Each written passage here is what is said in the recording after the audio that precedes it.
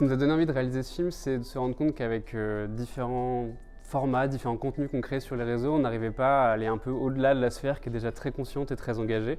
Et donc on s'est dit que d'aller créer un format audiovisuel pour aller chercher des émotions peut-être chez les gens et puis d'avoir un public un peu plus large, soit au cinéma, soit à la télé, c'était le bon format peut-être pour nous, c'était la prochaine bonne étape. Et donc en 3 ans de projet, on s'est lancé dans cette aventure avec Célia.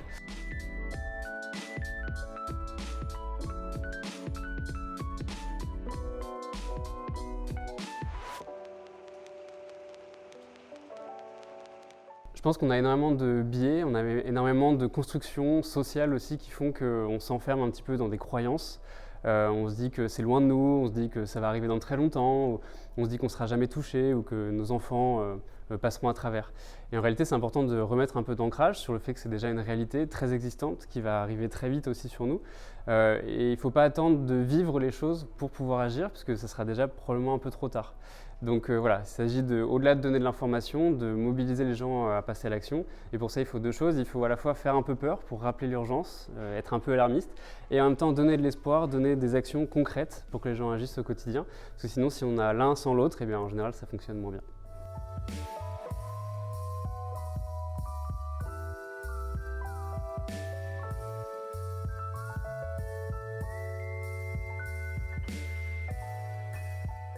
J'aimerais bien que les spectateurs retiennent 2 choses. La première, c'est le pouvoir en tout cas de l'influence sociale, qu'on n'a pas besoin d'être sur Instagram avec des millions d'abonnés pour influencer des gens. On a toutes et tous à notre échelle, au sein de notre famille, de notre groupe de sport, de notre chorale, une influence sur des personnes pour aller peut-être à l'encontre de certains comportements ou habitudes qui sont plus écocides que d'autres. Et puis aussi la force des transformations sociétales, de se rappeler qu'il y a 30 ou 40 ans, on avait des habitudes sur l'alcool, la fourrure, sur la cigarette, qui nous paraîtraient complètement impensables aujourd'hui, et donc ça donne de l'espoir pour se dire que dans une génération, on aura réussi à changer aussi les mentalités sur certains sujets.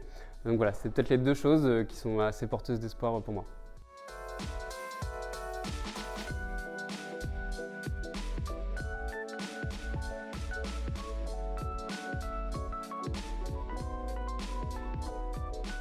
Dans tout le processus d'écriture du film, on s'est beaucoup renseigné auprès de chercheurs, de chercheuses et de papiers de recherche sur le passage à l'action. Et il y a notamment un groupe dans les pays scandinaves qui s'est renseigné sur la bonne échelle d'action. À quel point, en tant qu'individu, en tant qu'État, en tant qu'entreprise, on a le pouvoir d'agir. Et en fait, la bonne échelle d'action, c'est des communautés de 10 000 personnes. Et donc, c'est important de se rappeler que chez Artelia, vous êtes un peu plus de 10 000, mais vous êtes pile poil à la bonne taille de communauté pour agir parce que vous réunissez 3 critères qui sont importants pour la transition, c'est-à-dire le pouvoir de décision, de mettre en place des solutions, le pouvoir de financement et la mise en place concrète des solutions, et enfin l'imputation des résultats, c'est-à-dire qu'on est responsable que ces résultats arrivent. En général, s'il y en a un des 3 qui manque, ça rend la tâche plus compliquée ou en tout cas plus longue. Et donc voilà, Artelia, c'est le bon endroit pour agir en tant que communauté de plus de 10 000 personnes.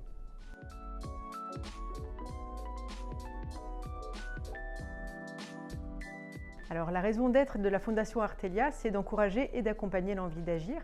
Et l'un de nos modes d'action, c'est la sensibilisation. Donc tout au long de l'année, on organise des événements qui permettent aux salariés, aux collaborateurs et collaboratrices du groupe de pouvoir s'engager à nos côtés.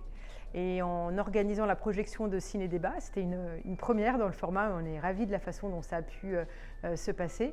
L'objectif, c'était de dire que on est un collectif, on va regarder un film ensemble sur le sujet environnement et puis voir les leviers, les freins pour passer à l'action.